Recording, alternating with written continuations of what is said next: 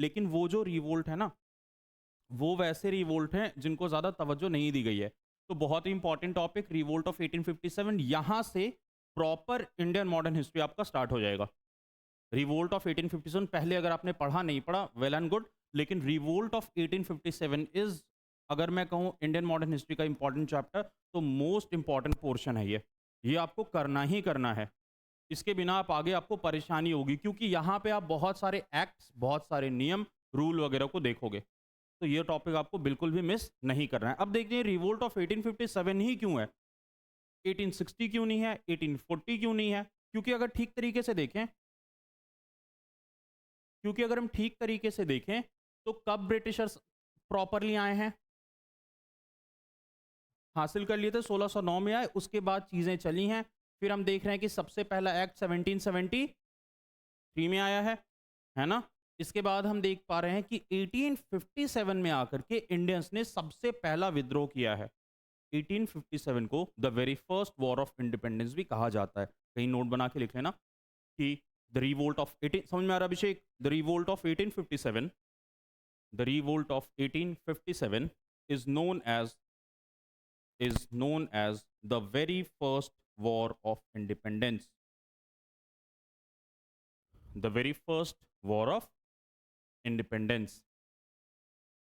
ठीक है, अब हुआ ये कि इंडियंस इतने ज्यादा परेशान हो गए थे ब्रिटिशर्स से, इतने ज्यादा दुखी हो गए थे इंडियंस, कि अब उन्हें लगा कि अब हमें आवाज उठानी होगी, अब हमें इसके विरुद्ध आवाज उठानी होगी, और इसीलिए इस रिवोल्ट को लॉन्च किया गया।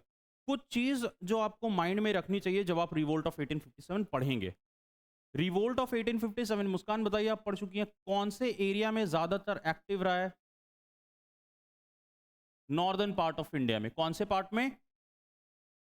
रिवोल्ट ऑफ 1857 ज्यादातर जो एरिया में एक्टिव रहा है वो है नॉर्थ इंडिया। उसमें भी एरियाज में लिख रहा हूं, राजस्थान, पंजाब, दिल्ली, उत्तर प्रदेश, बिहार और Bengal and few part of Orissa.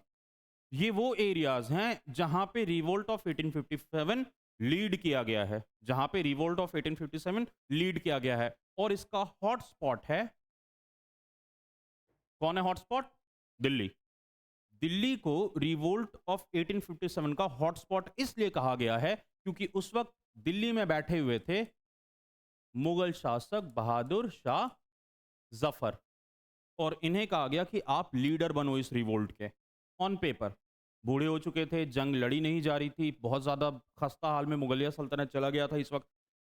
एक और बात याद रखना कि 1857 जब हम पढ़ रहे हैं तो हम यहीं पे देखेंगे कि अब मुगल्स का वो ओहदा नहीं है जो किसी ज़माने में हुआ करता था। आपने सुना होगा कि पहले ज़मींदारी हुआ करती थी, आपके गांव में भी अब बहुत लोग ज़मींदार, लेकिन बस नाम के ज़मींदार रह गए होंगे। तो वही हाल मुगल्स का हो गया था अब तक, है ना? पैसा अब कुछ खास बचा नहीं था, क्योंकि कहीं से आमदनी हो नहीं रही थी। जब फैक्ट्रीज वगैरह ब्रिटिशर्स ने लगाया था तब तक तो ठीक है, पैसा आ रहा था, लेकिन अब ब्रिटिशर्स भी इनको कुछ पैसा नहीं, बल्कि इन्हें वो होता है ना महंगाई भत्ता और बेरोजगारी भत्ता जो होता है, वो ब्रिटिशर्स ने देना शुरू किया इनको। तो अब मुगल्स का वो ओहदा नहीं रहा जो पहले हुआ करता था। लेकिन फिर भी कहा गया कि अभी इंडिया में रूलर कौन है, तो कहा मुगल सल्तनत ही है।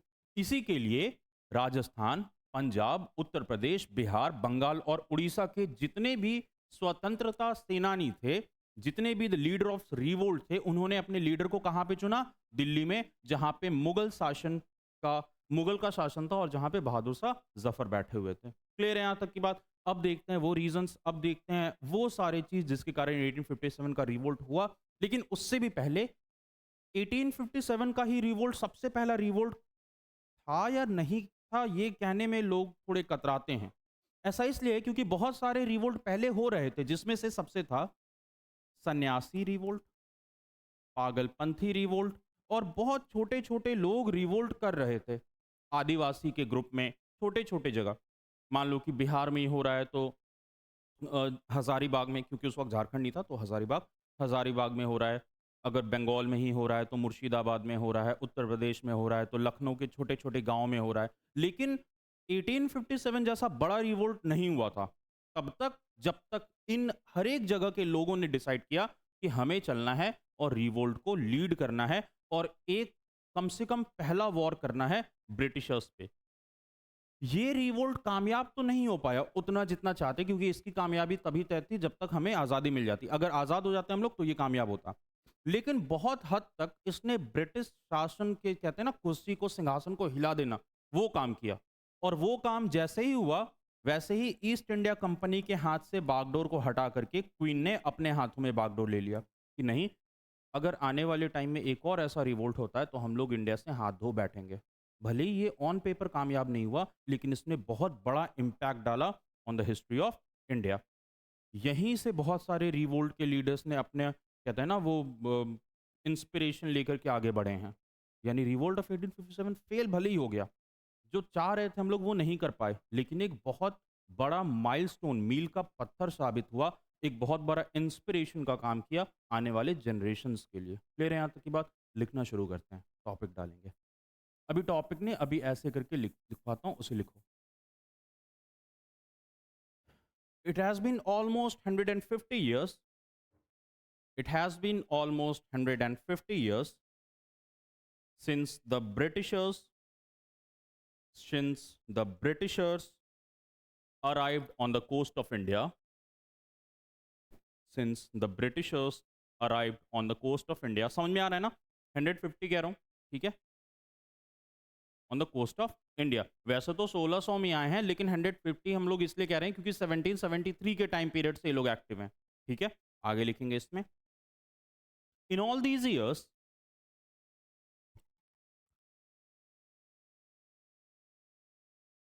in all these years, Britishers started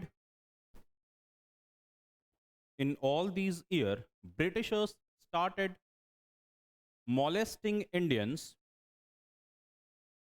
Britishers started molesting Indians. मैंने आपको बताया था कि अगर आप किसी जगह पे, अगर आपको मान लो अपने शासन को बिठाना है, तो MAP, वहां पर आपको मिलिट्री कंट्रोल, एडमिनिस्ट्रेटिव कंट्रोल और कैसा कंट्रोल लेना पड़ेगा? पॉलिटिकल कंट्रोल लेना पड़ेगा। ये वो तीन कंट्रोल हैं, ये वो तीन पहलू हैं। अगर आप किसी देश में ये कर लेते हैं तो आप उस देश को जीत लेंगे। मिलिट्री कंट्रोल की बात करें तो ब्रिटिशर्स ने मिलिट्री कंट्रोल हम पे तो हासिल कर ही लिया था, है ना? एडमिनिस्ट्रेटिव कर ही रहे थे। कैसे एडमिनिस्ट्रेटिव कर रहे थे? 1773 में एक्ट्स बनाया तो आप अगर जो एक्ट बना रहे हैं तो आप क्या कर रहे हैं? एडमिनिस्ट्रेट कर रहे हैं ना। और पॉलिटिकली कैसे किया? पॉलिटिकली इस तरह से किया कि मुगल जो बहुत बड़े अपने आप को फन्ने खान समझते थे, अब उनकी कोई हैसियत नहीं रह गई। यानी इंडिया को अंग्रेजों ने बिल्कुल, कहते हैं ना, जिस तरह भी हम लोग पढ़ रहे थे एनाकोंडा जिस तरह जकड़ लेता है, उस तरह इंडिया को उन्होंने MAP के तौर पे जकड़ लिया था। और अब धीरे धीरे धीरे इंडियंस की सांसें घुटती जा रही थी। जो अमीर थे वो गरीब होते जा रहे थे, जो गरीब थे वो और गरीब होते जा रहे थे। इंडिया से सारा पैसा जा रहा था ईस्ट इंडिया कंपनी, और ईस्ट इंडिया कंपनी के रास्ते पहुंच रहा था लंदन में बैठी क्वीन के खजाने में, जहां ब्रिटिशर्स पता नहीं कितने तरीके के रोज 50 कोर्स डिनर और कॉन्टिनेंटल खाना खाते थे, वहीं इंडियंस को 2 वक्त की रोटी भी नसीब नहीं हो रही थी। ये वो दौर है जब इंडिया सबसे बुरे दौर से गुजर रहा था। खाने को कुछ कुछ भी नहीं इनके पास, गरीबी, तंग हाल, बीमारी से मौतें हो रही थी। इंडिया का सबसे काला फेज, सबसे डार्क फेज शुरू हो चुका था। और एक होता है ना कि आप किसी चीज़ को जितना रेजिस्ट करोगे और जब छोड़ दोगे तो वो उतनी ही तेज से फिर बैकफायर करेगा, और ये बैकफायर हुआ। ये बैकफायर होता है और जन्म होता है इंडिया के सबसे पहले, सबसे बड़े, सबसे भीषण रिवोल्ट का। इसका नाम है द रिवोल्ट ऑफ 1857। लिखेंगे। There are few causes there are few causes which led there are few causes which led। हो सके तो ये MAP वाला लिख लेना, ये याद करने में थोड़ा मदद करेगा। MAP वाला लिख लो हो सके तो। समझ में आ गया ना? मिलिट्री कंट्रोल, एडमिनिस्ट्रेटिव कंट्रोल और पॉलिटिकल कंट्रोल। ठीक है, लिख लो। क्या था point? which led to the revolt of 1857, which led to the revolt of 1857। ठीक है, बहुत सारे कारण हैं, लेकिन हम लोग सबसे पहले कारण को देखते हैं कि सबसे पहला कौन सा कारण था। ठीक है, सबसे पहले लिखना टॉपिक डालना।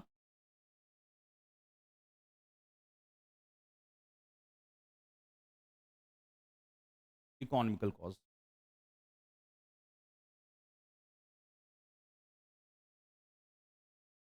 इकोनॉमिकल कॉज हो गया। देखो ऐसा है, लोगों में गुस्सा तब आएगा जब लोग पैसा नहीं कमाएंगे, जब लोगों के पास पैसा नहीं होगा। आप एक टाइम देखो, कोविड के टाइम में इंडिया में देखा गया था तो स्ट्रेस लेवल हाईएस्ट पहुंच गया था पिछले 100 सालों में। मतलब आज़ादी के टाइम में लोगों को जितना स्ट्रेस नहीं था उतना कोविड के टाइम में हो गया था। वो अजीब सी बात है, घर पे बैठे हुए थे, ठीक है, परेशान होते जा रहे थे, पैसे की कोई बहुत तंगी आ गई थी सबको। तो इकोनॉमिकल कॉज वहाँ पे था, लेकिन उस वक्त रिवोल्ट वगैरह नहीं हुआ, होता भी नहीं, ठीक है। लेकिन यहाँ पे रिवोल्ट होना था। हुआ क्या कि ब्रिटिशर्स ने कहा कि देखो इंडियंस जो भी छोटे छोटे है ना लघु उद्योगी, उन सबको कहा कि तुम काम तो करोगे, लेकिन अब तुम काम करोगे क्वीन एंड कंपनी के लिए। पहले छोटे छोटे कामगार, है ना, मान लो कि कोई मूर्ति बनाता था, कोई छोटे छोटे कुछ भी बनाता था, कोई पेंटिंग कर रहा है, मधुबनी आर्ट कर रहा है, कुछ भी। तो पहले क्या होता था, वो भारत के किंग्स खरीदते थे, राजा रजवाड़े खरीदते थे, उनको अच्छी खासी पैसे कीमत देते थे। लेकिन अब कहा कि नहीं, अब तुम वो बनाओगे जो हमें पसंद होगा। अब एक बात बताओ, जो पिछले 100 साल से जो, मान लो जिसको द्रविडियन स्टाइल की मूर्ति बनानी है, उसको तुम कहो कि तुम विक्टोरियन एज की पेंटिंग बनाओ। कैसी एज की? पता है किसी को विक्टोरियन एज क्या है? आपने देखा होगा, बड़ी बेजान सी मूर्तियां बनी रहती हैं, ठीक है, कोई एक्सप्रेशन नहीं रहता। हाँ, वाइट एकदम अंधाधुन वाइट मार्बल की मूर्तियां रहेंगी। और वो होता है विक्टोरियन एज में, यानी कि ये वो एज है जब ब्रिटेन में रेनासा के बाद आर्ट एंड कल्चर को बढ़ावा दिया जा रहा था। जैसे हम अपनी इंडियन में बात करते हैं ना कि मधुबनी पेंटिंग की हम बात कर लो, पटना कलम की बात कर लो, द्रविडियन स्टाइल मूर्ति की बात कर लो, उसके साथ साथ आंध्रा स्टाइल पेंटिंग की बात कर लो, तो ब्रिटिश में बात होती है कौन से एज की? विक्टोरियन एज की, named after the queen Victoria, ठीक है। तो कहा गया कि कल से तुम ये सब मूर्ति नहीं बनाओगे, कल से तुम ऐसी मूर्तियां बनाओगे जो विक्टोरियन टाइम जोन में रहे। अब किसी को पता ही नहीं कि यार हम कैसे बनाएंगे ये सब। ठीक है, चलो एक टाइम हुआ कि चलो कारीगर हैं, सीख लेंगे साहब कैसे बनाना है, बोला ठीक है। अब क्या कहा, अब मूर्ति आपको अभी जो जो भी लोग बनाएंगे दिए वगैरह, वो कच्चे माल के तौर पे कहीं ना कहीं से तो मिट्टी खरीदेंगे, लेंगे कहीं ना कहीं से। तो पहले तो मिट्टी ऐसे मिल जा रही थी, अब कहा कि तुम जो भी रॉ मटेरियल्स लोगे, क्या लोगे, उस पे तुम्हें क्या देना होगा, और टैक्स इतना नहीं, 5 टाइम टैक्स देना होगा। कोई 100 रुपए का यार बना रहा है, 50 रुपए का चीज खरीद रहा है, 50 रुपए उसके पास बचेगा, बोला तुम 250 रुपए का सामान खरीदो और उसको बेचो तुम हमको 50 रुपए में। कोई कमाई हुई, और वो नुकसान में चला जाते चला गया। चलो, इकोनॉमिकल ये हो गया। छोटे छोटे जो लघु व्यापारी थे, जो रोड के किनारे अपनी दुकान वगैरह चलाते थे, उनको कहा कि अगर तुम्हें बिजनेस करना है तो भी तुम्हें क्या देना होगा। ब्रिटिशर्स ने बस सांस लेने पे टैक्स नहीं लगाया था, बाद बाकी उन्होंने हर चीज पे टैक्स लगा दिया। लोगों की आर्थिक स्थिति बिगड़ती चली गई। कैसे बिगड़ती चली गई? देखो, यहाँ पे बहुत सारा पैसा है, इमेजिन करो ये 1600 का टाइम है, ये इंग्लैंड है। अब पैसा कौन दे रहा है देश में? बिजनेस से, ट्रेड से, टैक्स से। ये वो लोग हैं, बिजनेसमैन, जो पैसा कमा के दे रहे हैं इंडिया में। बिजनेसमैन ने पैसा देना इंडिया में शुरू किया, अभी इसे भूल जाओ, और इंडिया का खजाना बढ़ता चला गया। ब्रिटिशर्स आते हैं, कहे कि तुम ये पैसा कहाँ दोगे, कहाँ दोगे तुम पैसा? इंग्लैंड में। तो यहां से पूरा पैसा लूट करके यहां ले गए, और अब कहे अब तुमको इंडियंस के लिए काम नहीं करना है, अब तुम डायरेक्ट हमें पैसा दोगे। पहले खजाने से भी पैसा ले गए, फिर बिजनेसमैन को भी कहा कि अब तुम पैसा हमें दोगे। इंडियंस के पास कुछ नहीं बचा, खजाना भी खाली हो गया, खुद के लिए भी पैसा नहीं बचा।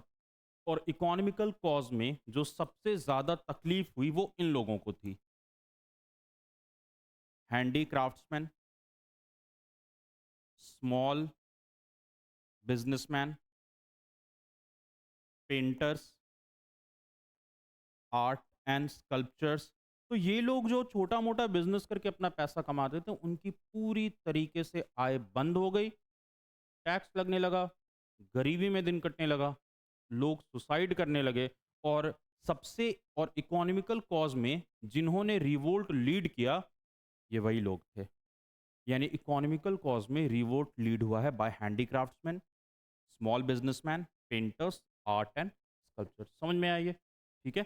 इन लोगों ने मिलकर के इकोनॉमिकल कॉज में मदद किया, और इन लोगों के इन लोगों ने इकोनॉमिकल कॉज सफर किया, और यही वो लोग हैं जिन्होंने रिवोल्ट को लीड किया जब बात आएगी इकोनॉमिकल कॉज की। समझ में आ गया सबको? लिखेंगे। इसमें कुछ हुआ है? कुछ भी नहीं? ठीक है, लिखेंगे।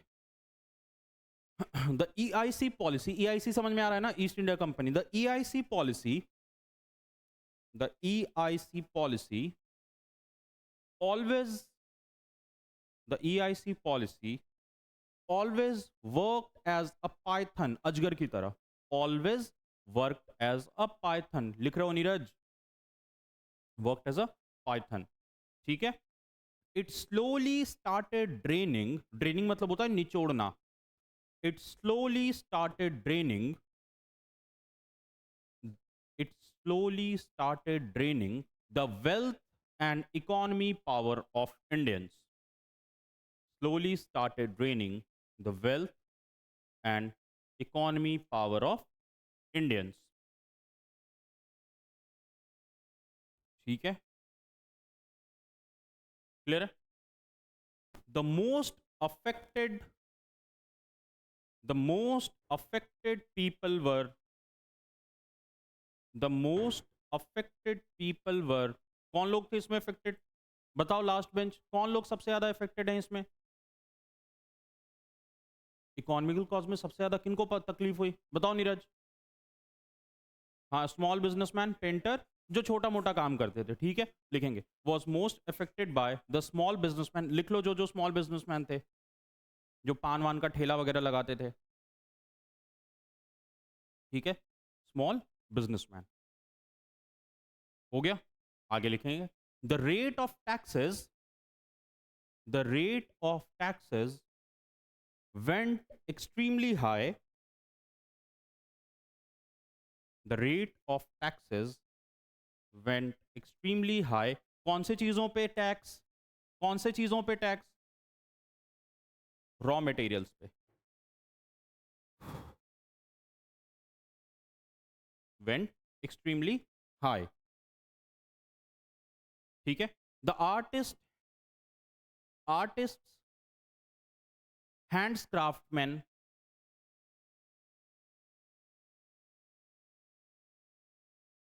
Hands craftsman were now trading in loss, were now trading in loss, ठीक है। पहले इंडियन पेंटिंग बनाते थे, मूर्तिकार इंडियन मूर्ति बनाते थे, लेकिन कहा गया कि अब तुम इंडियन पेंटिंग, इंडियन मूर्ति नहीं बनाओगे। तुम कैसे मूर्ति और पेंटिंग्स बनाओगे? जो कहां प्रसिद्ध हो? विक्टोरियन एज में, ठीक है। कहा गया कि अब तुम वैसी ही पेंटिंग बनाओगे। तुम लोगों ने देखा होगा क्वीन एलिजाबेथ की पेंटिंग होती है बड़ी सी, वो बैठे रहती है, लगता है किसी मुर्दा को ऐसा करके बिठा दिया है, ठीक है। एक और चीज़ है, पहले के ज़माने के अगर फोटोज देखोगे ना, तो उसमें लोगों के शरीर में जान नहीं रहेगी, देखोगे बड़ी बेजान सी फोटो रहती है। इसके पीछे बड़ा अजीब सा एक बता ही देता हूँ क्या है। होता ये था कि लोग पहले जनरली फोटो बहुत ज़्यादा, जिनके पास बहुत पैसा होता था वो लोग खिंचवाते थे, और उनके लिए फ़ोटो एक, अभी तो स्नैपचैट कुत्ता बिल्ली लोग बन रहे हैं, लेकिन उनके पास पहले ऐसा कुछ भी नहीं था। तो लोगों के मौत के बाद लोग फ़ोटो खिंचाते थे। तो अगर आपको उस एज में फ़ोटोज़ में कुछ लोग ऐसे लग रहे हैं कि कोई एक्सप्रेशन नहीं दे रहा है, तो वो मर चुका है आदमी, और फिर लोग उसकी फ़ोटो खिंचवाते थे यादगारी के तौर पे। बहुत बार फ़ोटो में जिनकी डेथ हो जाती थी, उनको बिठा देते थे कुर्सी पे, और उन्हें पीछे से इस तरह से बाँध देते थे कि वो गिरे नहीं आगे, और उन पे लाइफलेस एक्सप्रेशन होता था। तो उन लोगों की डेथ हो जाती थी, तब फ़ोटो खिंचवाते थे वो लोग, ठीक है? तो इस तरह से उस एज में बहुत ज़्यादा ये सब था नहीं, तो ये लोग इस तरह से काम होता था पहले के ज़माने में। तो कहा गया कि अब इंडियन पेंटिंग नहीं बनाओगे, विक्टोरियन एज की पेंटिंग बनाओगे। अब कोई सीखा नहीं यार, किसी को ये नहीं पता कि क्या है विक्टोरियन एज, तुम उसको ट्रेन कर रहे हो, सब कुछ कर रहे हो, और वो भी चलो इंडिया में कौन खरीदेगा विक्टोरियन एज की पेंटिंग? तुम द्रविडियन स्टाइल आर्किटेक्ट में आकर के तुम चर्च का कैथेड्रल बना दोगे तो किसी को समझ में नहीं आएगा। इंडिया में अब कोई मूर्ति खरीद नहीं रहा है, ब्रिटिशर्स कामयाब हो गए, इंडिया में कोई मूर्ति खरीद नहीं रहा, इंडिया में कोई इनको पैसा दे नहीं रहा, ब्रिटिशर्स एकदम कौड़ी के दाम में इनसे अच्छी चीज़ खरीद रहे हैं, इनको पैसा नहीं दे रहे हैं, रॉ मटेरियल पे टैक्स भी ले रहे हैं, मतलब हर तरफ से इनका नुकसान हो रहा है। ठीक है, लिखेंगे क्या था point, were not trading in loss as they were encouraged as they were encouraged to practice Victorian age as they were encouraged to practice Victorian age art and culture. ठीक है, फिर यहां तक की बात, the taxes were extremely high, the taxes were extremely high, ठीक है, and slowly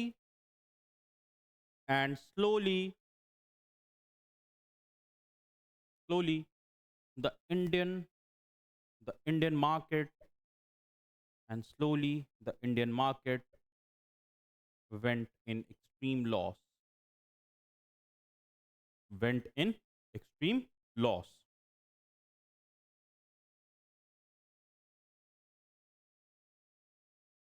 हो गया, समझ में आ गया। अब इकोनॉमिकल कॉज में एक और तबका था जो बहुत परेशान हुआ था, वो तबका था जमींदार एंड तालुकदार। जिस तरह हम बिहार में, उत्तर प्रदेश में जमींदार कहते हैं, उसी तरह आसाम और वेस्ट बंगाल में तालुकदार कहते हैं। ठीक है, जिनके पास जमीन की लमसम हिस्सा होती है। 1857 से पहले जमींदार को भगवान के तौर पे माना जाता था कि भाई हमारी जमीन उनके पास है, जो वो कहेंगे वही होगा। ब्रिटिशर्स ने कहा कि इंडियंस सबसे ज्यादा इज्जत करते हैं जो जमींदार लोग हैं, क्यों ना हम ये जमींदारी सिस्टम ही खत्म कर दें। और ब्रिटिशर्स ने रातों रात अवध, जिसको कहीं जगह आपको औध लिखा देखने को मिलेगा, अवध की बात करें तो आज के टाइम में ये एरिया आता है लखनऊ, फैजाबाद, खैर फैजाबाद तो अब रहा नहीं, अयोध्या, बाराबंकी, मतलब लखनऊ के आसपास का जो एरिया है उसे कहते हैं अवध या औध। और यहाँ पे अवधी भाषा बोली जाती है अयोध्या के आसपास में। यहाँ पे 1200 जमींदारों की जमीनों को हड़प लिया गया, कहा तुम्हारी जमींदारी सिस्टम खत्म, तुम्हारे पास कोई जमीन नहीं है, अपनी जमीन है तुम्हारे पास, गांव वालों की कोई भी जमीन तुम्हारे पास नहीं है। तो मेरा ये मानना है कि ये उन्होंने ठीक ही किया। ठीक है, कुछ हद तक ऐसे वो ठीक करना नहीं चाह रहे थे, उनसे गलती से ये ठीक हो गया चीज़, क्योंकि ज़मींदार भी बहुत ज़्यादा, हाँ वो सब करते थे ना, वो पुरानी मूवीज़ में देखा हूँ कि एक एक छोटा बच्चा रहता है, वो अपने बाप दादा का कर्ज उतारते उतारते बूढ़ा हो जाता है, फिर भी कर्ज नहीं उतरता है, पता नहीं कैसा ईएमआई पे लेकर के रखा था। ठीक है ना, वो खत्म ही नहीं बेचारे के साथ होता है, बस उसकी ज़मीन पे ज़मीन, उस वो फसल भी बोता है, फसल काट के भी देता है। ठीक है, तो ये सिस्टम उसने खत्म कर दिया। अब हाँ, हमें लग रहा है कि अभी उसने ठीक किया, लेकिन उस समय बेइज्जत करके खत्म किया। जितने ज़मींदार थे, ताल्लुकदार थे, उनकी जगह ज़मीन को छीन लिया, कागज़ वगैरह को फाड़ दिया। इकोनॉमिकल कॉज में एक और लोग जो सफ़र हुए वो थे ज़मींदार एंड ताल्लुकदार ऑफ उत्तर प्रदेश। जब मैं उत्तर प्रदेश की बात कर रहा हूँ तो हम लोग बात बिहार की भी कर रहे हैं, ठीक है? और यहाँ ताल्लुकदार की बात हो रही है वेस्ट बंगाल तो नहीं कहेंगे, बंगाल एंड आसाम लिखेंगे। The ज़मींदारी system which was the zamindari system which was very popular in these areas, which was very popular in these area मतलब समझ में आ रहा है ना सबको, in these area were now under attack, were now under attack।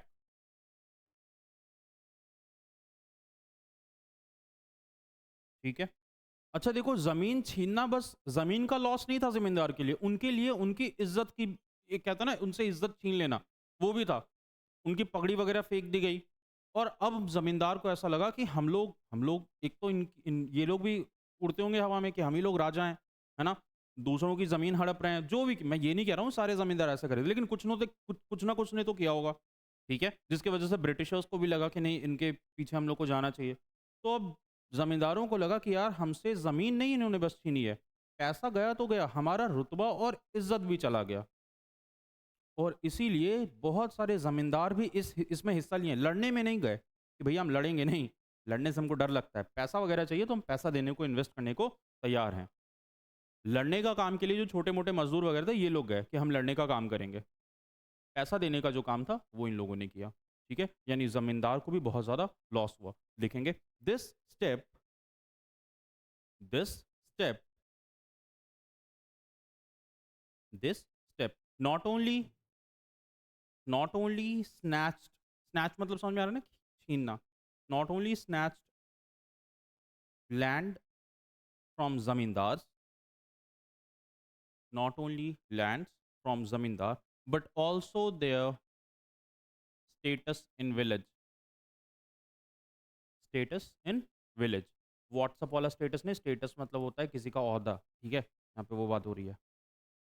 हाँ, रुतबा क्लियर है यहाँ तक की बात। और ये हमारा दो इकोनॉमिकल कॉज है जिसमें सफर हुए हैं जमींदार और छोटे मोटे विदेशी। हाँ हाँ, बिजनेसमैन। ठीक है, अगला टॉपिक डालो। Political cause, political cause, political cause. इसमें एकमात्र चीज पढ़नी है, वो खुद से पढ़ करके आना है।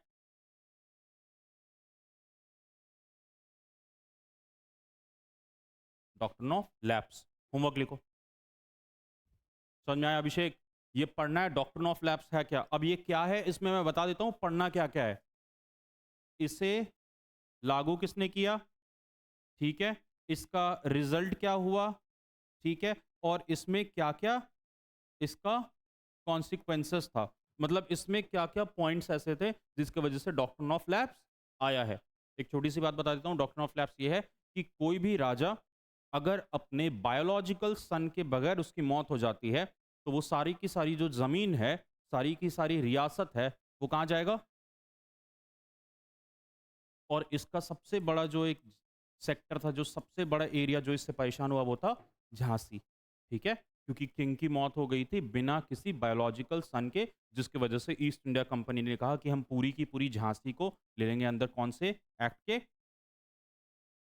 पता करना है लाया किसने, क्या क्या पॉइंट्स है। पॉइंट तो मैं दोनों बता ही दिया हूँ, ये खुद से करना है। तो ये तुम्हारा होमवर्क है, पॉलिटिकल कॉज। समझ में आ गया सबको? क्लियर है? 5 से 10 लाइन में लिखना है, ज़्यादा डिटेल में मत जाना। अगला लिखेंगे,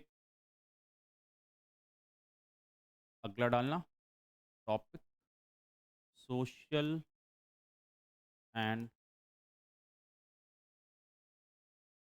रिलीजियस कॉज।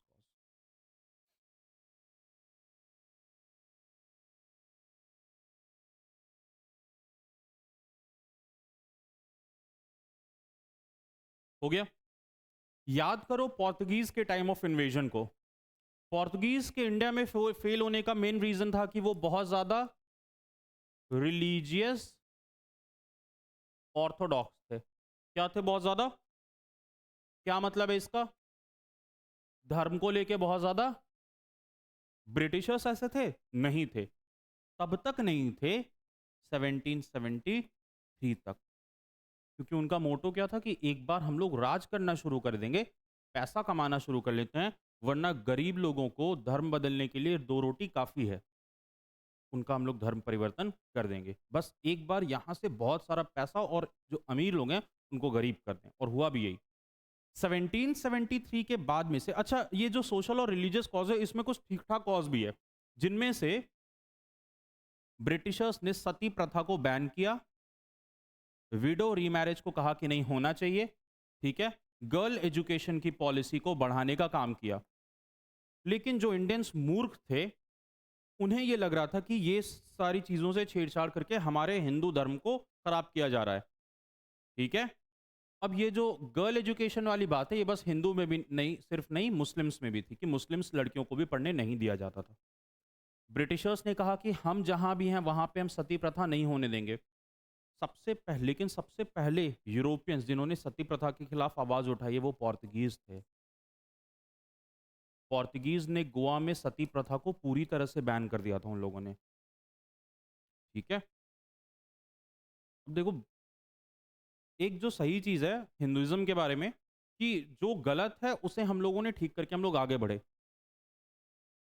वेद में, पुराण में कहीं भी सती का जिक्र नहीं है, कहीं भी नहीं। मैं मान ही नहीं सकता हूँ कि ऐसी कोई प्रथा को वेद बढ़ावा देता है। ये उन पाखंडियों के वजह से हुआ, जो लोग धर्म के नाम पे पैसा कमाते थे, ठीक है? जिन्होंने धर्म के नाम पे पैसा कमाना शुरू कर दिया। ये उनके वजह से हुआ ये सारी चीज़। विडो रीमैरेजेस को कि नहीं विडो का रीमैरेज नहीं करना है, उसे बिल्कुल अछूत मानना है। ये सब कौन से धर्म में कहीं नहीं लिखा है ये सब, कहीं भी नहीं। वेद पुराण में कहीं इन सब चीज़ का ज़िक्र नहीं आता। ये सब हुआ इंडिया जो धर्म में गंदगी आनी शुरू हुई ना उन सारी चीज़ों की वजह से। लेटर वैदिक पीरियड में जब लोग बुरे होते चले गए, उस पीरियड के बाद ये सारी चीज़ों का नतीजा है।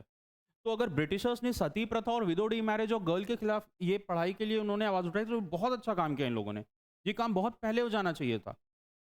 वैसे साउथ इंडिया में बहुत जगह पे देखने को मिला है कि कुछ राजाओं ने सती प्रथा को बैन किया है, लेकिन चोरी छुपे लोग करते थे इन सारी चीज़ों को प्रैक्टिस। ठीक है, इसके साथ साथ बहुत जगह चाइल्ड मैरिज के खिलाफ भी ब्रिटिशर्स ने आवाज़ उठाई कि नहीं यार ये टाइम ही नहीं है शादी वादी करवा, क्या करवा रहे हो यार फालतू की बातें। लेकिन इंडियंस को, हिंदूज को, जो सारी चीज़ों को सही मान रहे थे, जो अब मेरा तो मानना है कि 100 में से ये 20 लोग ही थे जो इन सब चीज़ को सही मानते थे। कॉमन तो मुझे नहीं लगता है कोई सही मानेगा ये सारी चीज़ें। ठीक है? तो इसके खिलाफ आवाज़ उठाए और इंडियंस को लगा कि यार ये तो हमारे सोशल पॉलिसीज़ में दखल अंदाज़ी कर रहा है। तो यहाँ तक ब्रिटिशर्स ने बिल्कुल ठीक किया।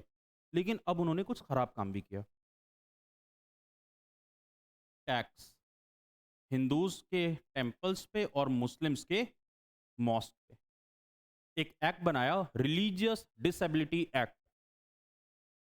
कहा कि अगर कोई हिंदू है और अगर वो क्रिश्चियन बनना चाह रहा है तो भी उसके फादर की संपत्ति पे उसका 100% हक रहेगा। अब ये कोई पुराण में लिखा है या क्या मुझे इसका आइडिया नहीं है, लेकिन ये था कि अगर कोई हिंदू दूसरे धर्म में कन्वर्ट होता है तो वो अपने फादर, वो कहता है ना पिंडदान हो जाना, वो कर दिया जाता है कि अब तुम हमारे नहीं रहे।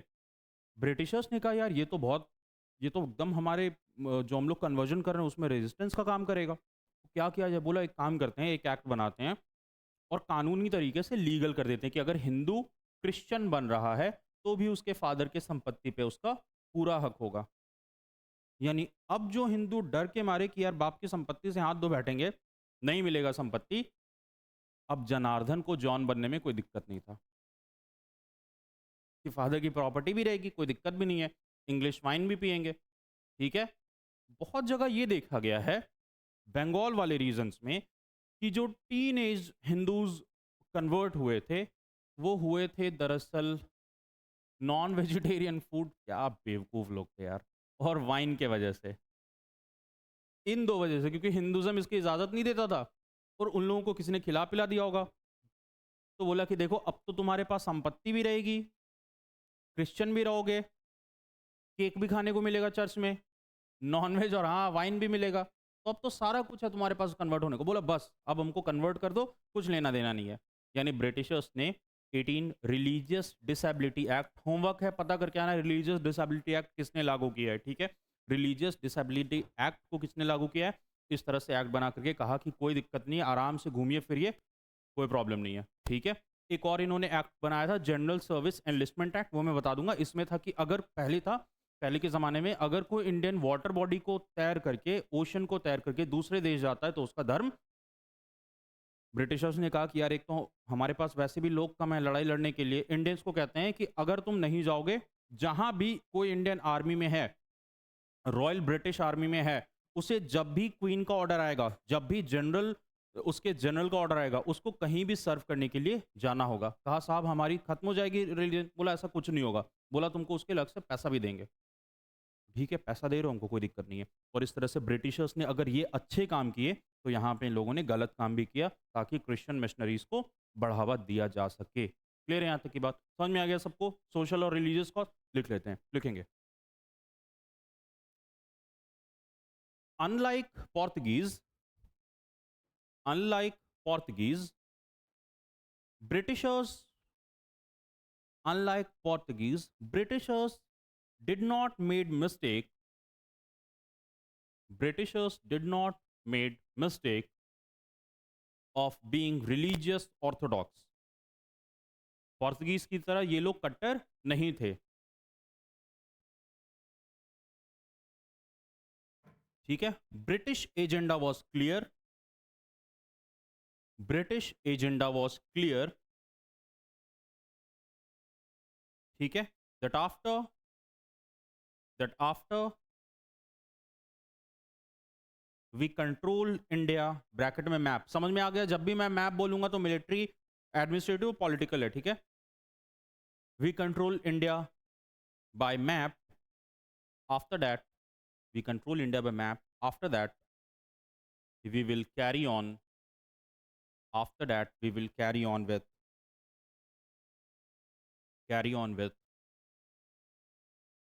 conversion, conversion, ठीक है, abolition of sati, abolition मतलब खत्म करना, abolition of sati, encouraging widow remarriages, abolition of sati, encouragement of widow remarriages, and girl education, and girl education, and girl education was looked as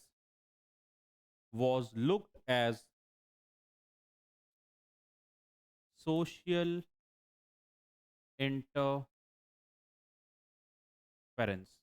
Indians को क्या लगा कि तुम हमारे सोसाइटी में क्या कर रहे हो, इंटरफेयर कर रहे हो बिना मतलब का, लेकिन काम तो ठीक ही कर रहे थे ये लोग इसमें, ठीक है, तो इंडियंस को ये क्या लगा कि ये हमारे साथ सोशल इंटरफेरेंस कर रहे हैं, आगे देखेंगे, but few acts such as religious disability act, few acts such as religious disability act of 1856 according to which, ऐसे लिख लेना, according to which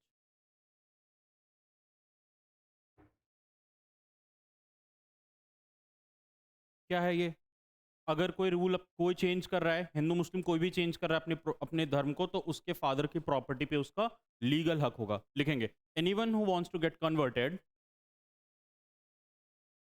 anyone who wants to get converted, ज्यादातर हिंदूज के लिए था, anyone who wants to get converted will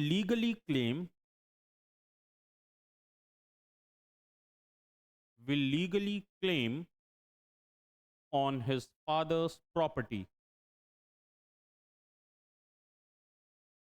on his father's property, ठीक है, समझ में आ गया वाला पॉइंट, लिखेंगे the tax money was also increased, the tax money was also increased for temple and mosques, मंदिर और मस्जिद दोनों के लिए क्या बढ़ा दिया गया, टैक्स, मंदिर और मस्जिद दोनों के लिए ही टैक्स बढ़ा दिया गया,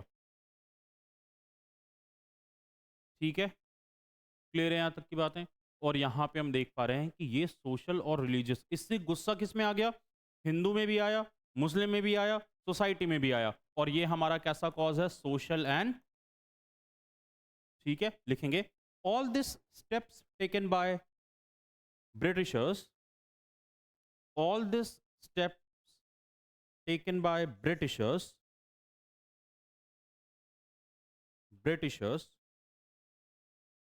angered the common Indian citizens,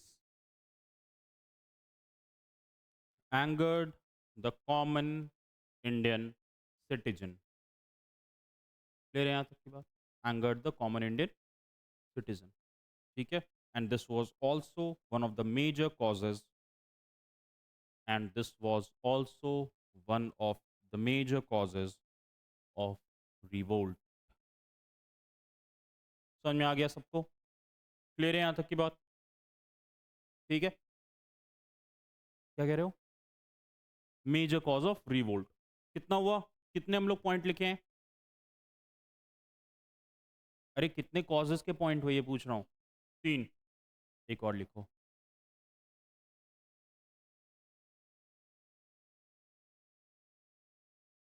military cause, इसको वो जो रॉयल इनफील्ड राइफल था उसके साथ कंफ्यूज मत करना, हाँ वो भी मिलिट्री के लोगों ने किया था, लेकिन ये दूसरा और वो दूसरा है, देखो, एक चीज ये देखना चाहिए यहाँ पे कि ब्रिटिश आर्मी में मान लो ब्रिगेडियर, ठीक है, फिर मेजर जनरल, या फिर तुम कहो कर्नल, लेफ्टिनेंट, इन सारे पोस्ट पे जो होते थे वो होते थे ब्रिटिश। और जितने लो ग्रेड पोस्ट होते थे उस पे होते थे इंडियंस। इंडियंस अगर कोई बहुत ज्यादा अच्छा काम कर लिया तो उसको ये लोग हवलदार तक बनाते थे, यहाँ हवलदार बन जाओ, या इन्हें सूबेदार बना देते थे। लेकिन किसी भी इंडियंस को ऑफिसर्स नहीं बनाते थे। कहते थे अगर इन ऑफिसर्स बना दिए तब तो यार ये तो बेइज्जती वाली बात हो जाएगी, क्योंकि इनके लिए इंडियंस हमेशा से ही एक निचले नस्ल के लोग रहे थे। पहली बात, हमें इंग्लिश बोलना नहीं आता था। दूसरी बात, हम गोरे स्किन के नहीं थे। तो इनको ब्रिटिशर्स हमेशा इंडियंस को नेगेटिव वे में ट्रीट करते थे। पहला तो ये हो गया कि हमें कोई बहुत अच्छा काम कर रहा है फिर भी उसको प्रमोशन नहीं मिल रहा है। दूसरी बात, जहां ब्रिटिश सोल्जर्स को बोनस, प्रमोशंस, लीव दिया जाता था, वहीं इंडियंस को कुछ नहीं मिलता था। 5-5 साल नौकरी कर रहे हैं बिना घर गए, प्रमोशन नहीं हो रहा, पैसा नहीं बढ़ोतरी हो रहा, बहुत ज़्यादा मॉलेस्ट किया जा रहा है, 18-18 घंटे की ड्यूटी दे रहे हैं रोज़। और वहीं ब्रिटिश ऑफिसर जो रहते थे वो आराम से बैठे रहते थे, कुछ नहीं करते थे, कुछ भी नहीं। सारा काम जो छोटे मोटे ऑफिसर्स होते थे बेचारे, इन्हें ही करना होता था। तीसरी बात, ब्रिटिश आर्मी में सिख, हिंदूज और मुस्लिम्स की संख्या थी, जिसमें सबसे ज़्यादा उस वक्त सिख रेजिमेंट के लोग काम करते थे। ब्रिटिशर्स ने कहा कि सबको एक जैसी यूनिफॉर्म पहनना होगा, सबको एक जैसा यूनिफॉर्म। सिख को कहा कि तुम्हें अपना टर्बन उतारना होगा, तुम पगड़ी वगैरह नहीं पहनोगे, हम जो तुम्हें हेलमेट दे रहे हैं वो पहनोगे। हिंदूज को कहा गया कि कलावा बांधना, हाथों में कड़ा या ब्रेसलेट पहनना। मुस्लिम्स को कहा गया कि तावीज़ पहनना, ये सब बैन। सबने कहा ये हमारे धर्म का अभिन्न अंग है। सिख ने कहा कि ये अ, हम टर्बन नहीं पहनेंगे तो हम सिख कैसे हुए। हिंदूज ने कहा कि कलावा बांधना हमारा अधिकार है। मुस्लिम्स ने कहा कि नहीं, हम तो बचपन से ये पहनते आ रहे हैं, ये सब आप कैसे छीन सकते हो हमसे। ब्रिटिशर्स ने कहा जी नहीं, ब्रिटिश आर्मी में सर्व करना है तो जैसा ड्रेस कोड ब्रिटिश के लिए है वैसा ही तुम्हें होना चाहिए। इंडियंस ने कहा हम ऐसा नहीं करेंगे। कहा नहीं करोगे तो निकाले भी जाओगे और मार दिए जाओगे। यानी यहाँ पे इंडियन जो ब्रिटिश आर्मी में काम कर रहे थे इंडियंस, वो और ज़्यादा गुस्से में आ गए। दूसरी बात, जनरल सर्विस इन्वेस्टमेंट पॉलिसी। कहा गया कोई भी इंडियन को कभी भी बुलाया जाएगा। सोचो ये बात कि तुम घर में हो, तुम्हारी छुट्टी खत्म हुई है, तुम घर आए हो, तुमको कल को आकर के कोई बोले कि भैया आपको जाना है नॉर्थ अफ्रीका। आपको लगा कि यार हम तो कहीं साइन इन भी नहीं किए थे कि इतना 3 डेज 4 नाइट का आ गया हॉलीडे पैकेज। बोला नहीं नहीं, कुछ लड़ने के लिए आपको जाना है। किससे लड़ने जाना है भाई, कहाँ लड़ने जाना है? तो कह रहे हैं कि ब्रिटिश आर्मी लड़ रही है सोमालिया, लीबिया और मोरक्को में। तो आप बोल रहे हो कि भाई ब्रिटिश आर्मी को जाने दो, हम क्यों लड़े? मेरी कल ही छुट्टी खत्म हुई है, 10 साल के बाद घर आए हैं। बोला कोई बात नहीं, अब जाइए, अब 5 साल के बाद आइएगा। और इस तरह से इंडियंस को इतना ज़्यादा परेशान ये लोग करने लगे। तो मिलिट्री कॉज में सबसे ज़्यादा परेशानी हुई इंडियन सोल्जर्स को। और इसमें भी ये नहीं कि हिंदू मुस्लिम सिख सारे इंडियंस जो सर्व कर रहे थे, इनको इक्वली परेशान किया जाता था। पैसा नहीं बढ़ाना, प्रमोशन नहीं देना, छुट्टी नहीं देना, जो भी धर्म को फॉलो करते थे उनको वो नहीं करने देना, जिसके कारण इंडियंस परेशान हो गए। एक इसी से रिलेटेड है रॉयल इनफील्ड बुलेट, लेकिन वो वाला केस इसमें हम लोग नहीं पढ़ेंगे। वो हम लोग पढ़ते हैं the spark point of revolt, जिसकी वजह से रिवोल्ट स्टार्ट हो गया तुरंत से। क्लियर है यहाँ तक की बात? मिलिट्री कॉज आ गया समझ में? लिखेंगे, लिखो। ब्रिटिशर्स ब्रिटिशर्स मॉलेस्टेड, मॉलेस्टेड मतलब होता है किसी को परेशान करना। Britishers molested Indians who were serving as soldiers,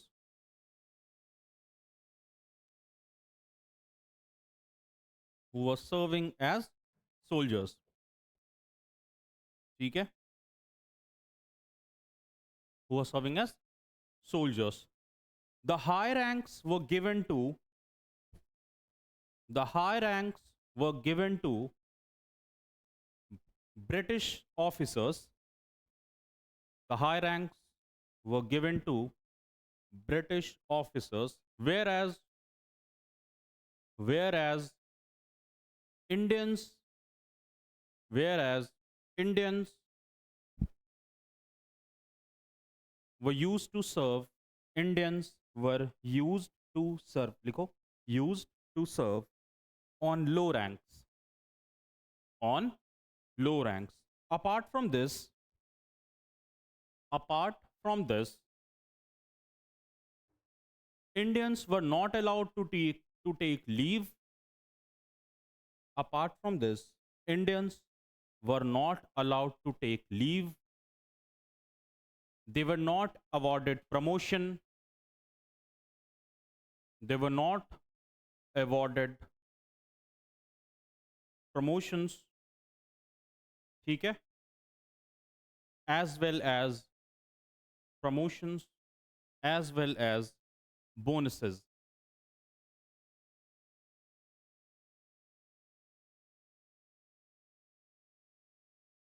ठीक है? क्लियर है यहां तक की बात? इंडियंस इंडियन सोल्जर्स, अब मैं इंडियन सोल्जर बोल रहा हूं तो सिख, मुस्लिम और हिंदू सबकी बात हो रही है.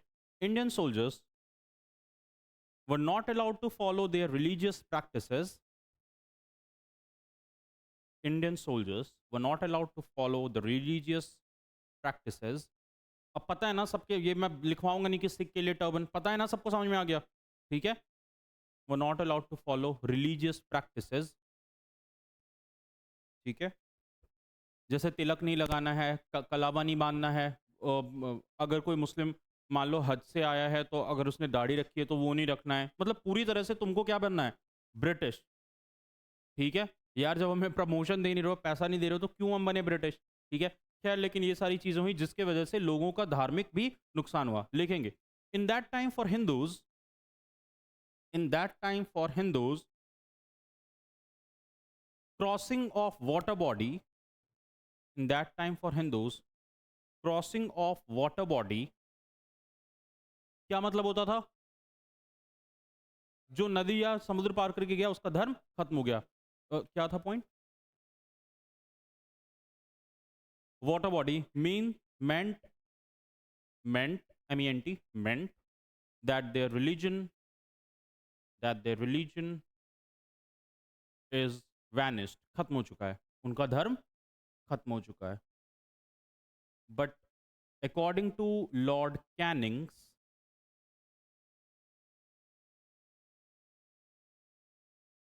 कौन सा पॉलिसी है मुस्कान, बताइए कौन सा पॉलिसी है ये? General service enlistment act. But according to Lord Canning's, general service enlistment act of 1856, general service enlistment act of 1856 said that each and every Indian said that each and every Indian will have to serve, each and every Indian will have to serve wherever the company wants, the EIC wants, wherever the EIC wants. जहां भी east India company चाह रही है वहां तुम्हें जाना होगा. नदी से जाओ, आसमान से जाओ, कुछ भी करके तुम्हें वहां पहुंचना होगा. ठीक है? नहीं यार, पैसा वही देगा, अपने पैसे से क्यों जाओगे? अपने पैसे से जाना होगा तो जंग लड़ने क्यों जाओगे? अफ्रीका से थोड़ा आगे चले जाओ, ब्राज़ील वगैरह. ठीक है? तो कहा गया कि ये सब चीज़ को फॉलो करो, अगर नहीं करते हो तो तुम्हें हटा दिया जाएगा. लिखेंगे all these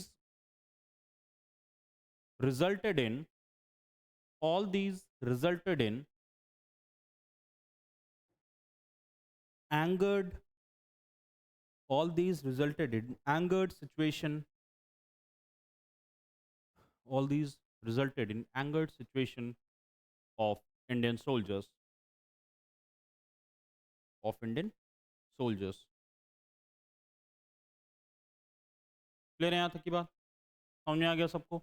इन सब चीज़ों के वजह से क्या हो गया? ब्रिटिशर्स इतना ज़्यादा परेशान इंडियंस को किए कि अब इंडियंस, अब बस था कि अब एक हमें स्पार्क पॉइंट चाहिए। स्पार्क पॉइंट की बात बताऊँ, जब आप बचपन में मार खाते होगे जब, तो उससे 3-4 दिन पहले ऐसा लगता था कि पापा या मम्मी वार्निंग देते थे, है ना? कि 2-3 दिन में पिट जाओगे, ऐसा कुछ होगा, और वो ढूँढते हैं उस स्पार्क पॉइंट को कि तुम ऐसा कुछ करो, ठीक है? मेरे लिए स्पार्क पॉइंट था कि एकदम जिस एग्ज़ाम कुछ दिन में, और इंडिया पाकिस्तान का सेमीफ़ाइनल देख रहा था बैठ कर के 2011 में। तो मेरे फ़ादर को स्पार्क पॉइंट मिल गया वहाँ पे। उधर सहवाग उमर गुल को मस्त कवर ड्राइव दे रहा था। इधर लेकिन इतना ज़्यादा मैं बेशर्म कि मार खाने के बाद भी आराम से मैच देख बैठा देख कर के। वो भी पापा के साथ, ठीक है? और मैं ये भी कह रहा हूँ कि सहवाग का फुटवर्क अच्छा नहीं है। और पापा ये सोच रहे हैं कि अब बेल्ट से मारा जाएगा, ठीक है? लेकिन फिर क्या ही किया जाए, ठीक है? और टाइम अब चेंज हो गया है, लेकिन अब कौन ही मार-पीट करेगा? हाँ, है कि नहीं? ठीक है। लेकिन अब लेकिन हालात इतना बदला है, फिर भी एक चीज़ नहीं बदला। इंडिया उसी वक़्त वर्ल्ड कप जीता था, फिर सारा वर्ल्ड कप हारा है। ठीक है, तो लेकिन इस बार लगता है अब किसी को कहूँगा कि मारो-पीटो, शायद इंडिया जीत जाए वर्ल्ड कप। ठीक है, तो लॉर्ड कैनिंग ने भैया ये सब चीज़ें की, इसके वजह से परेशान हो गए इंडियन सोल्जर। अब आएगा बिगिनिंग और spark point of revolt, topic डालेंगे।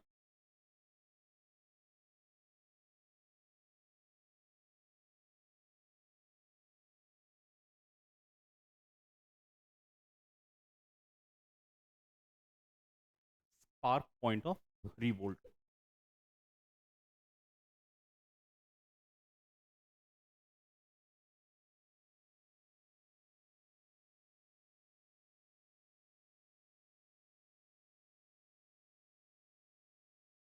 हो गया?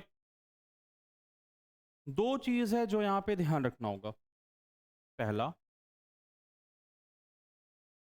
आटा। वैसे ये पाकिस्तानियों को ज़्यादा याद रहेगा फिर भी, ठीक है? और दूसरा है रॉयल एनफ़ील्ड राइफ़ल के बुलेट्स। ब्रिटिशर्स इंडिया के मार्केट को कंट्रोल करने लगे, और वो देखे होगे जिनके पास राशन कार्ड शायद होता है, वो क्या कोई दूसरे दुकान जाते हैं कुछ राशन लेने के लिए, कुछ शायद सरकारी दुकान होता है जहाँ से वो लोग राशन लेते हैं। तो ब्रिटिशर्स के समय में भी राशन दुकान था, तो ब्रिटिश क्या करने लगे कि आटे में बोन डस्ट मिलाना शुरू कर दिया। क्या मिलाने लगे? ठीक है? 40-50, 200 किलो आटा है तो उसमें से 40-50 किलो बोन डस्ट मिला देते थे। 50 केजी बच गया। इंडियंस के लिए या किसी के लिए भी इंडियंस की ये बिल्कुल रिलीजियस सेंटिमेंट्स को हर्ट कर रहा था, है ना?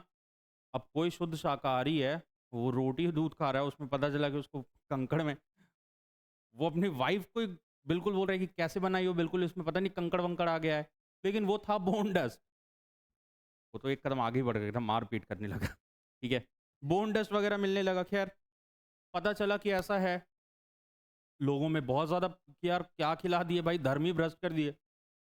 कुछ ने कहा होगा इससे अच्छा तो यार चिकन मटन ही खा लेते। कुछ टेस्ट भी आता है, ये फालतू में हड्डी खिला दिया। ख़ैर, बोनडस मिक्सिंग करना इंडियंस को, ख़ास करके हिंदूज़ को बहुत ज़्यादा ट्रिगर कर दिया। अब दूसरे पॉइंट पे आते हैं। ब्रिटिशर्स के पास अच्छे खासे वेपन्स मौजूद थे जो हमारे पास नहीं थे। हम लोग पढ़ेंगे आगे ये सारी चीज़ें। और इसमें एक नया इंडस्ट्रियल रिवॉल्यूशन में आया, रॉयल एनफील्ड राइफल्स। सब जानते होंगे इसके बारे में। ये था क्या? एक इसमें बुलेट था, ठीक है? और बुलेट का जो केस होता था, उसके अंदर रहता था गन पाउडर। क्या रहता था? बारूद। और जो ये केस रहता था ना, उसका आउटर कवरिंग बना रहता था बीफ और पोर्क के फैट से, ठीक है? हिंदूज़ के लिए बीफ नहीं वर्जित, और पोर्क मुस्लिम्स के लिए। अब ये केसिंग देखो, ये केसिंग क्या था कि इस वाले केस में ना ये दोनों एक फ्लेक्सिबल मेटल मटेरियल बनाते थे जो बहुत दिनों तक स्टोर हो जाता था, ठीक है? और मेटल को अगर मान लो कि ये गन पाउडर किसी मेटल के डब्बे में रहता, तो मेटल से एक तो दांत से आप खींच नहीं पाते, दूसरी बात रस्ट लग जाता। लेकिन ये जो था मटेरियल, क्योंकि इसके फैट से बना था, बीफ और पोर्क के फैट से, तो ये बहुत ज़्यादा फ्लेक्सिबल था, ठीक है? इंडियंस को जब ये पता चला कि हमें ये चीज़ कराया जा रहा है, तो इसने Muslims as well as Hindus दोनों को परेशान कर दिया। एक बहुत ही अच्छा सोल्जर था मंगल पांडे, ठीक है? उसका एक बहुत अच्छा फ्रेंड था जो ईस्ट इंडिया जो ब्रिटिश आर्मी में ही था। तो उसे खबर मिली कि यार ऐसा-ऐसा बात हो रहा है, तो उसने पूछा कि यार ऐसा कुछ है क्या? उसके दोस्त ने कहा नहीं ऐसा कुछ भी नहीं है। जब बाद में मंगल पांडे को पता चला कि नहीं ये सच बात है, हमें वो जो और किसी ने कोई तैयार नहीं हुआ, कोई भी इंडियन जो मंगल पांडे का दोस्त भाई था, इंडियन था, हिंदू था, मुस्लिम था, सबने कहा कि नहीं हम नहीं करेंगे, हमें रॉयल इनफील्ड राइफल बुलेट हम नहीं छुएंगे। लेकिन मंगल पांडे को इतना ज़्यादा भरोसा था ईस्ट इंडिया कंपनी के पे कि उसने सबके सामने वो बुलेट वो खींचा, उसने बारूद को डाला और फायर किया। बाद में जब उसे पता चला तो उसे लगा कि मेरा धर्म भ्रष्ट कर दिया, ब्राह्मण होकर के मेरे से इतना बड़ा पाप करवा दिया। दूसरे ही दिन चल करके उसने अपने जो कमांडिंग ऑफिसर था उसको मार दिया। मंगल पांडे का कमांडिंग ऑफिसर को मारना, मंगल पांडे को फांसी देना और बैरकपुर के जितने भी सोल्जर्स थे उनका इकट्ठा होना 1857 रिवोल्ट को ऑफिशियली स्टार्ट कर दिया। यानी जो कॉजेस था वो चलता जा रहा था, स्पार्क पॉइंट, ये बोन डस्ट और रॉयल इनफील्ड राइफल काम किया। क्लियर है यहाँ तक की बात? लिखेंगे लिखेंगे स्पार्क पॉइंट में the mixing of bone dust in flour, the mixing of bone dust in wheat flour, flour, the mixing of bone dust in wheat flour and introduction of Royal Enfield rifle। वो जो bullet बनती है उसका भी नाम देखोगे royal Enfield ही ठीक है ना? ब्रिटेन वो लोग उसको बना देते। And introduction of royal Enfield rifle bullets, rifle bullet triggered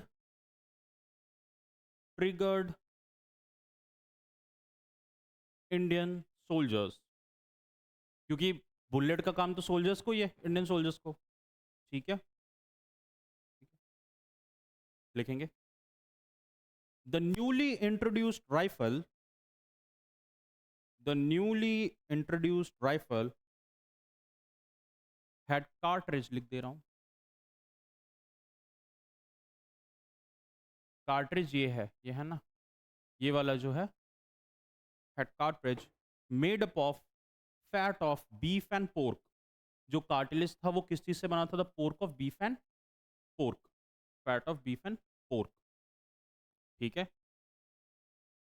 this made Hindus and Muslim equally angry, this made Hindus and Muslim Hindus and Muslims angry.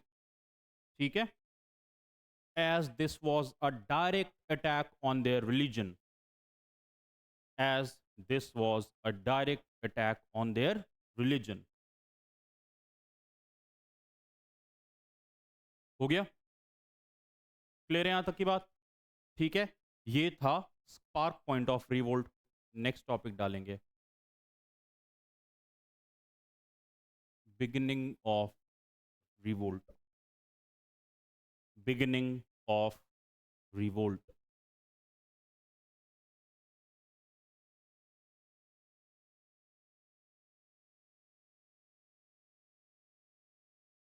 ठीक है, वैसे तो मेरठ को हम लोग स्पार्क पॉइंट मानते हैं, लेकिन स्पार्क पॉइंट वहां हुआ जहां मंगल पांडे मौजूद था, और वो जगह है कहां पे? बैरकपुर।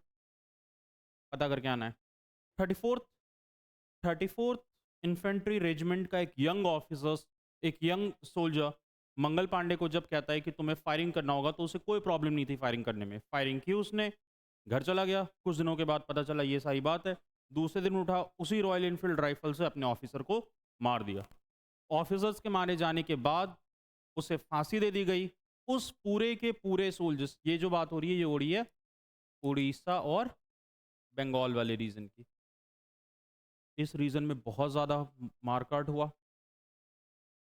जो भी ऑफिसर मिल रहा था ब्रिटिश, उसे इंडियन सोल्जर मार रहे थे, हिंदू और मुस्लिम सबके सब पहुंचते हैं एक जगह है मेरठ, दिल्ली से करीब 60 किलोमीटर की दूरी पे है। इस जगह पहुंचे और बोले अब क्या करना है आगे?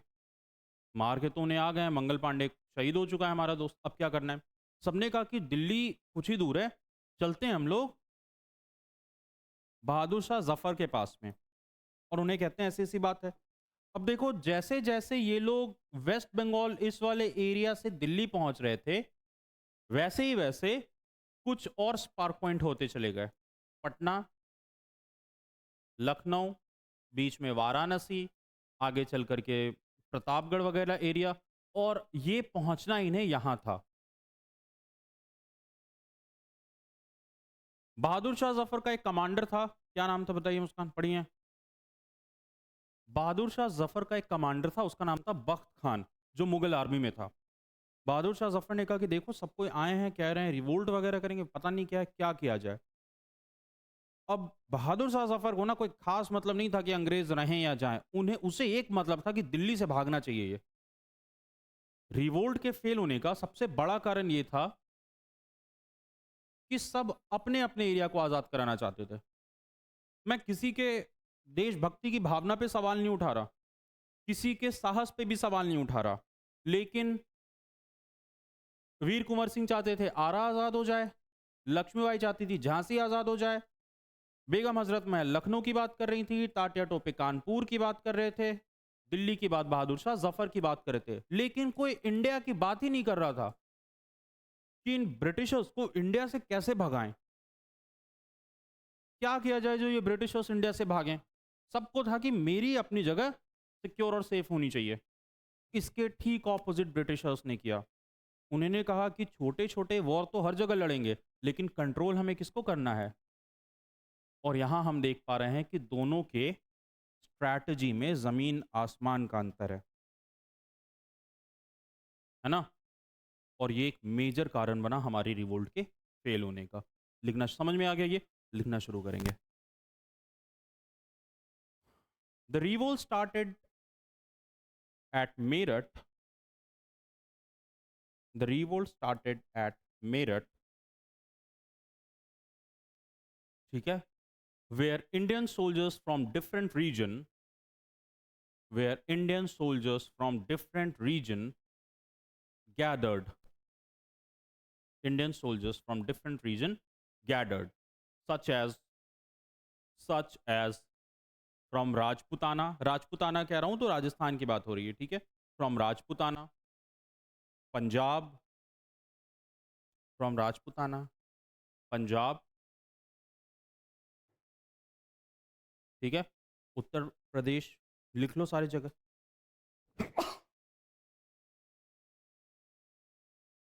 हाँ हाँ, तो उत्तर प्रदेश में ही है ना, Uttar Pradesh, Bihar and Bengal.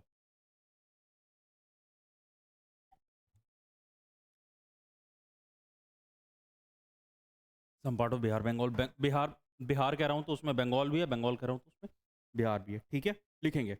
It all started when a young soldier name Mangal Pandey. It all started when a young soldier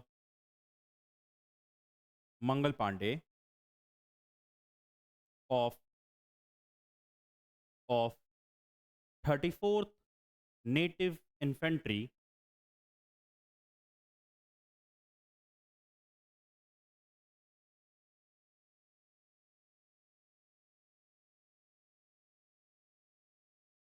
eight Barrackpore. 34th native infantry at Barrackpore, Barrackpore, fired at his officer, fired at his British officer, ठीक है, क्लियर है यहाँ तक की बात। He was hanged on 6th April. He was hanged on 6th April, ठीक है। His fellow soldiers, अच्छा ये सोल्जर्स में हिंदू मुस्लिम सब हैं, ठीक है। His fellow soldiers protested against his punishment. His fellow soldiers protested against his punishment,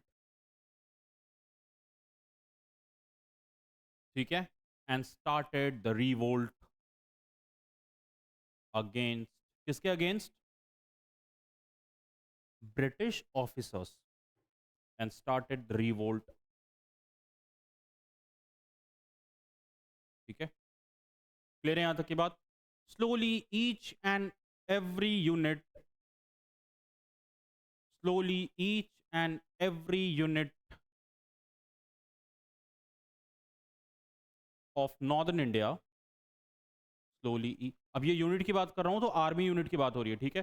slowly each and every unit of northern India started this protest, started this protest. ठीक है, they all gathered at Meerut. कहाँ gather हुए सब कोई? Meerut, a place close to Delhi, a place close to Delhi. Clear है यहां तक की बात? समझ में आ गया सबको? दिल्ली में सबका इकट्ठा होना। अब लोग कहां कहां से दिल्ली में आए हैं? कहां कहां से आए? इस तरफ में राजस्थान, पंजाब, इधर उत्तर प्रदेश, बिहार, बंगाल, उड़ीसा, और दिल्ली बना हॉटस्पॉट ऑफ रिवोल्ट। क्यों बना? क्योंकि यहाँ पे बहादुर शाह जफर मुगल, क्योंकि इन्होंने कहा कि किसको और चुना जाए, तो सबने कहा कि मुगल शासक हैं, चलो उन्हीं के पास चलते हैं। और इस तरह से बहादुर शाह जफर को सिंबॉलिक हेड चुना गया। क्या चुना गया? इनको हम कह सकते हैं ये थे लीडर ऑन पेपर। क्लियर है यहां तक की बात? कॉजेस समझ में आया रिवोल्ट का, बिगिनिंग और स्पार्क पॉइंट समझ में आया रिवोल्ट का। अब देखते हैं स्प्रेड कैसे होता है और किस तरह से बहादुर शाह जफर लीडर बनते हैं। टॉपिक डालेंगे Delhi the hotspot of revolt.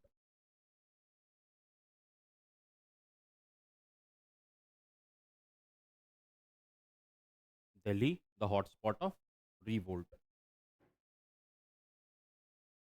ठीक है, all the soldiers gathered at Delhi, all the soldiers gathered at Delhi,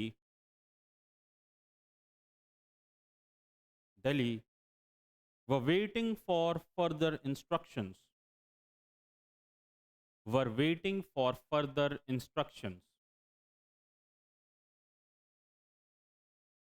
ठीक है, since Delhi was since Delhi was ruled by the Mughal Emperor Bahadur Shah Zafar। देखो मैंने ये कहा Delhi was ruled bye, India मैंने नहीं कहा, मैंने कहा दिल्ली। यानी कि पहले जो मुगल पूरे के पूरे इंडिया को रूल करते थे, अब उनकी जगह सिमट करके कहां पे पहुंच गए? बस Delhi was ruled by Bahadur Shah Zafar. Bahadur Shah Zafar, Bahadur Shah Zafar. ठीक है, he was selected as he was selected as symbolic head,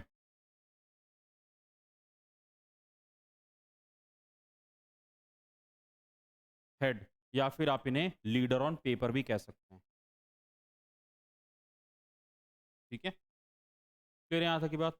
बहादुर शाह जफर बूढ़े हो चुके थे, इनके बस का कुछ था नहीं। इन्होंने कहा कि ठीक है हम तो कुछ नहीं कर पाएंगे, एक काम करते हैं अपने जनरल को बुलाते हैं जो उस वक्त बरेली में सर्व कर रहा था। जनरल का नाम है जनरल बख्त खान। लिखेंगे बहादुर शाह जफर। अब हर बहादुर शाह ऐसे मत लिखना, जफर करके ऐसे करके लिख लो। ठीक है, बहादुर Shah Zafar was not in position to fight war, was not in position to fight war, and so he named and so he named Bakht Khan, Bakht Khan to lead the revolt, Bakht Khan to lead the revolt। ठीक है, अब देखो एक यहाँ पे बात, unity की बात यहाँ पे हमें सीखनी चाहिए। हिंदू सोल्जर, मुस्लिम सोल्जर, सिख सोल्जर, सबने किसको एक्सेप्ट किया? एक मुस्लिम को। किसको सेलेक्ट किया? कहा कि आप ही करता धरता है, हम आपके अंडर नेतृत्व में लड़ेंगे।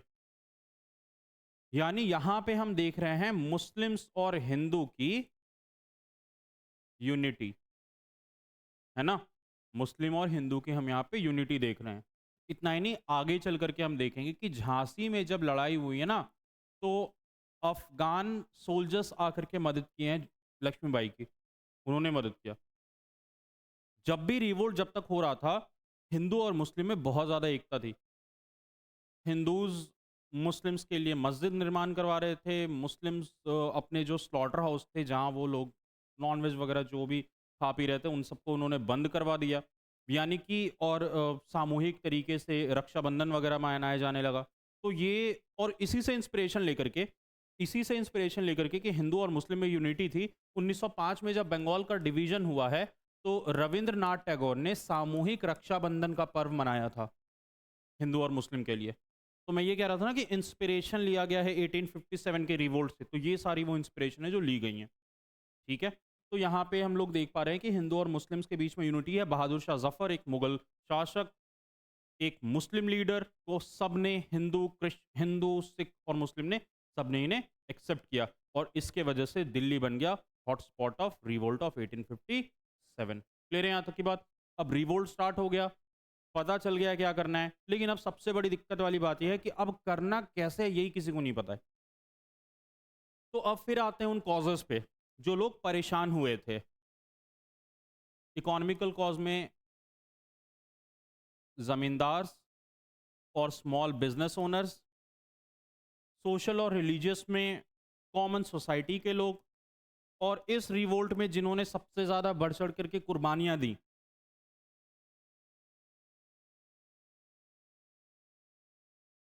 इन सब ने मिलके कहा कि हम लड़ाई करेंगे। ज़मींदार ने पैसों से मदद की, जिसके पास जितना बन पड़ रहा था सबने मदद करने की कोशिश की, और जब ये सब कुछ रेडी हो गया, फिर इंडिया में छोटे-छोटे हॉटस्पॉट्स बने। एक तो हुआ दिल्ली, कानपुर, लखनऊ, फैज़ाबाद जो अभी अयोध्या के नाम से जाना जाता है, पटना, आरा, दानापुर, झांसी। ये वो एरिया हैं जहाँ पे रिवोल्ट ऑफ 1857 स्पार्क पॉइंट और मेन जो हमारा हॉटस्पॉट है वो दिल्ली है, लेकिन इसके साथ ये वो एरिया है जहाँ पे रिवोल्ट ऑफ 1857 स्टार्ट हुआ है। क्लियर है यहाँ तक की बात? टॉपिक डालेंगे the joining of civilians, the joining of civilians.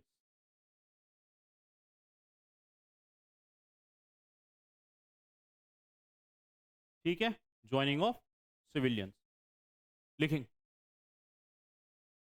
Temperature क्या बढ़ा दूं?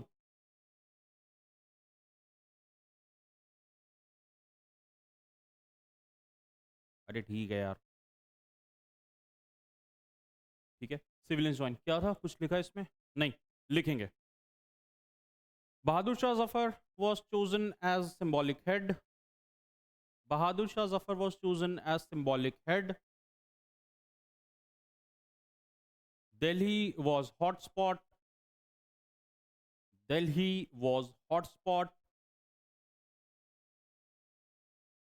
Delhi was hotspot. इसके साथ ही साथ now the people's now the people who were molested now the people who were molested joined the revolt. Joined the revolt. ठीक है, such as the zamindars of Awadh, such as the zamindar of Awadh.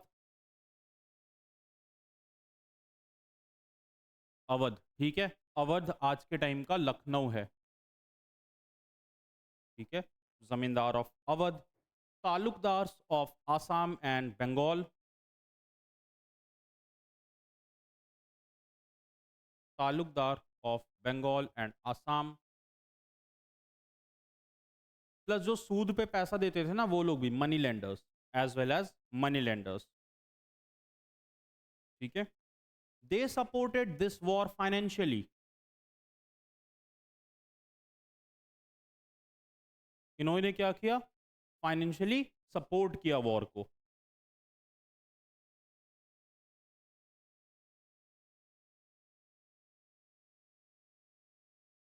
ठीक है?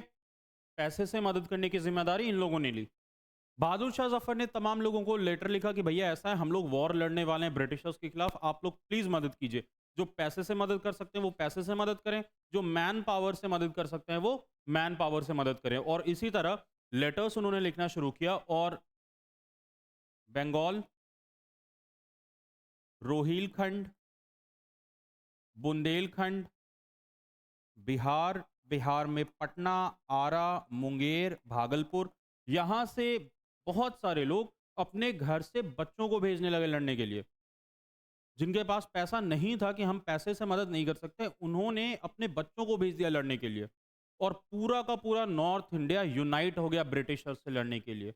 जहाँ north India unite हो गया Britishers से लड़ने के लिए, वहाँ साउथ इंडिया में लोग डोसा और सांभर खा रहे थे। कोई लेना देना नहीं रिवोल्ट से, कुछ नहीं, क्या हो रहा है नहीं हो रहा कुछ पता नहीं। रिवोल्ट के फेल होने का एकमात्र कारण ये भी था कि रिवोल्ट सिर्फ और सिर्फ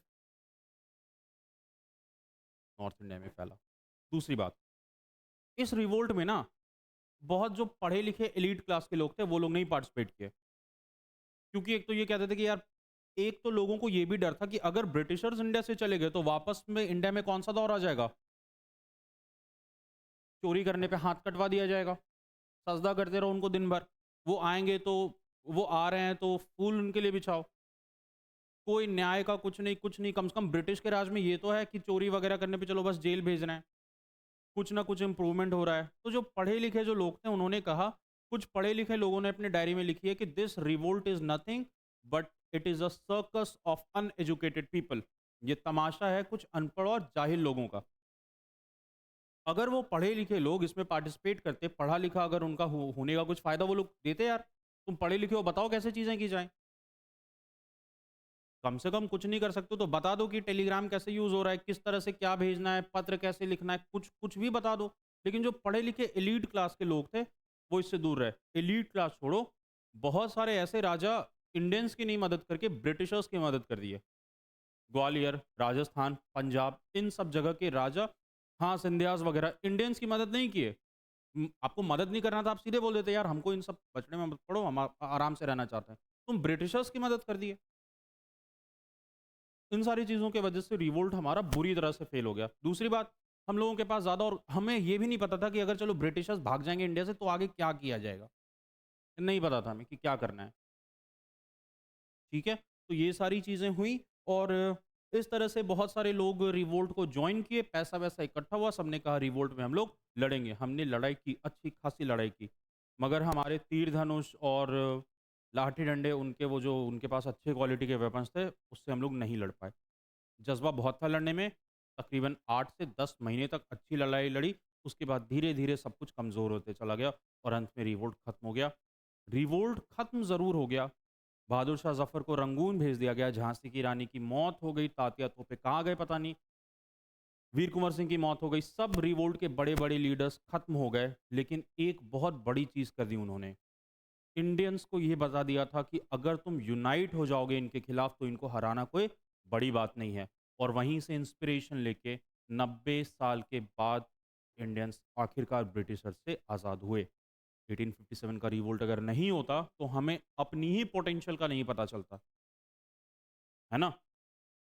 और इसी से इंस्पिरेशन लेकर के आगे ऑल इंडिया पार्टिसिपेशन हुआ कि सबको ज्वाइन करना है रिवोल्ट। मैं तो ये मानता हूँ कि ये 60 साल पहले ही हो जाता। ये नॉन कॉर्पोरेशन मूवमेंट वगैरह अगर ये सब गांधी जी नहीं ये बंद करवाते तो पहले ही हो जाता, ठीक है? भगवान को कुछ और मंजूर था, भगवान को लगाओ कि वर्ल्ड वॉर 2 करवाते हैं। World war second world war हुआ और वर्ल्ड वॉर फर्स्ट और सेकंड में ब्रिटिश का बहुत नुकसान हुआ, पैसा पूरी तरह से उनका खत्म हो गया, ठीक है? हाँ, हाँ। तो इस तरह से वर्ल्ड वॉर 2 ये सब खत्म हुआ और 90 साल के बाद फाइनली हम लोग आज़ाद हो गए। लेकिन इससे हम लोग ये कहना गलत नहीं होगा कि ये सबसे पहली बार था जब इंडियंस ने साथ में मिलकर के ब्रिटिशर्स के खिलाफ लड़ाई करने का सोचा और this was the very first war of independence. थोड़ा-सा पॉइंट है, लिख लेते हैं, क्या था लास्ट पॉइंट? फाइनेंशियली, ठीक है? बहादुर शाह ज़फ़र लिखना बस। Zafar wrote letters Zafar wrote letters to rulers of small provinces, to rulers of small provinces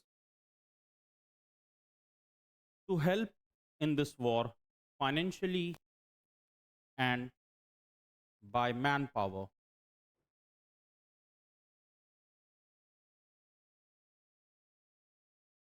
ठीक है, फाइनेंशियली एंड मैन पावर। ठीक है, लिखेंगे common population from Bengal, common population from Bengal, Patna, Munger, Bhagalpur, Patna, Munger, Bhagalpur, Arrah, Arrah, Rohilkhand, ROHILKND, Rohilkhand and Bundelkhand, Rohilkhand and Bundelkhand joined the movement, joined the movement। ठीक है, clear है यहां तक की बात। Large population of soldiers from Punjab and eastern Punjab, large population of soldiers from eastern Punjab also joined the movement, also joined the movement। ठीक है, clear है यहां तक की बात। अपार्ट फ्रॉम दिस, इसके अलावा apart from this artist, apart from this artist, handcraftman, वो जो छोटे छोटे लघु व्यापारी थे, and small businessman and small business owner, and small business owner. ठीक है, इसमें फार्मर्स भी लिख लेना। ठीक है, also contributed in revolt, also contributed in revolt। इसके साथ जो छोटे छोटे लोग थे उसने भी क्या किया, रिवोल्ट में भाग लिया और मदद किया। ठीक है, और इस तरह से पूरी तरह से बेस तैयार हो चुका था ब्रिटिशर्स को 10 महीने अच्छे से परेशान करने के लिए। लिखेंगे this made the base very strong, this made the base very strong, and Britishers